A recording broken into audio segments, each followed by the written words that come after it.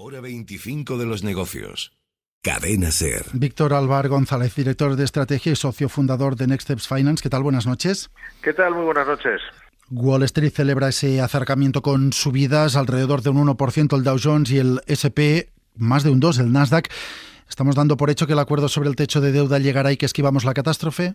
Se ha superado un escollo concreto que había, que de alguna manera es como una llave que libera la posibilidad de que se puedan llegar, digamos, ir cerrando el acuerdo. Entonces ahora sí hay un optimismo bastante bien fundado de que efectivamente se produzca ese acuerdo, aunque en estas cosas, en fin, las carga el diablo. Pero bueno, parece que esta vez sí vamos a tener pronto un anuncio por el cual no haya un problema de suspensión de pagos en Estados Unidos. El Nasdaq, como decíamos, está subiendo mucho hoy y ayer. ¿Qué hay detrás de esto? La revolución digital, en nuestra opinión, además está plenamente justificado y hemos estado recomendando este tipo de inversión como algo que no es algo temporal. Por resumirlo, en nuestra opinión, la revolución digital empieza en Silicon Valley, con la multiplicación de la potencia de computación de los ordenadores, de los chips.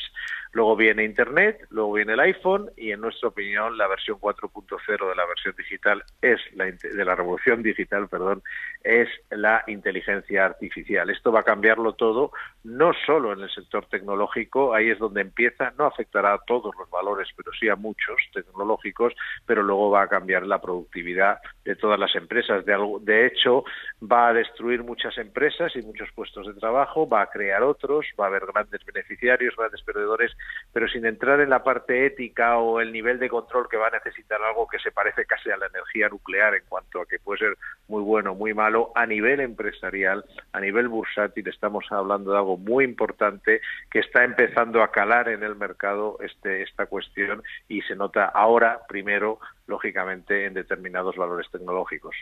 Más allá de Estados Unidos, las negociaciones sobre ese techo de deuda ahí han contenido las bolsas en general durante estos días. De hecho, aquí en España llevábamos 3 días de caídas. Si finalmente se despeja esa X con un acuerdo, ¿qué tenemos por delante? ¿Vuelta a subidas o tenemos que prepararnos para mantenernos en niveles similares a los actuales?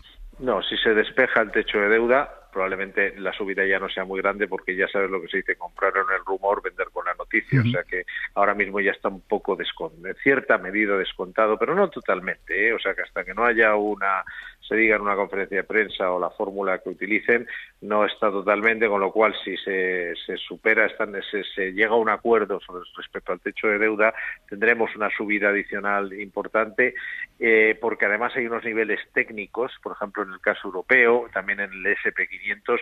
Si el S&P 500, por ejemplo, consolida la ruptura de estos niveles en los que está ahora de 4.200, tiene ahí una capacidad de rebote al alza muy importante. Casi, de hecho, definiría técnicamente lo que es una tendencia, la vuelta a la tendencia alcista. El Nasdaq ya está en tendencia alcista y el Eurostoxx también, si vuelve a romper esos máximos que había tocado recientemente, pues que está muy cerca de esos máximos históricos, también sería un impulso adicional. Sin duda tendríamos nuevas alzas y probablemente importantes alzas. No nos olvidemos de la inflación. Hoy en Estados Unidos el otro foco estaba en el índice de precios de consumo, que no es el IPC de aquí, pero sí es un indicador muy seguido ahí, y ha subido algo más de lo previsto. Hay quien dice que esto pone en riesgo incluso la pausa en la subida de tipos que había insinuado que iba a cometer la Reserva Federal. Cierto, esa es la noticia mala del día, pero por algún motivo el mercado ahora, probablemente porque es más importante, se fija más en la cuestión del techo de deuda.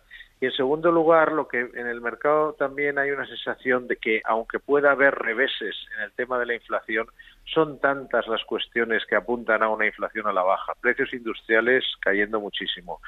Hablo de Estados Unidos, bueno, también en Europa, pero concretamente en Estados Unidos. Precios industriales cayendo ya de forma clarísima. Tenemos también el precio de la vivienda a la baja clarísimamente. Tenemos también como todas las materias primas, y cada vez se nota más, también a la baja. al final, de una u otra manera, eso se tiene que acabar transmitiendo a los índices generales, en los que además hay que tener en cuenta que mucha de la subida, si separamos las cosas, mucha de la subida tiene que ver con los alquileres. Cuando eso se despeje, probablemente volvamos a ver, porque la inflación está cayendo, o sea que sigamos viendo cómo cae la inflación, y el mercado yo creo que lo está interpretando así, está diciendo, bueno, esto es un revés, pero la tendencia sigue siendo a la moderación en la inflación. Pues Víctor Álvar González, director de estrategia, socio director de Next Steps Finance, muchas gracias de nuevo por su análisis. Muchas gracias a vosotros.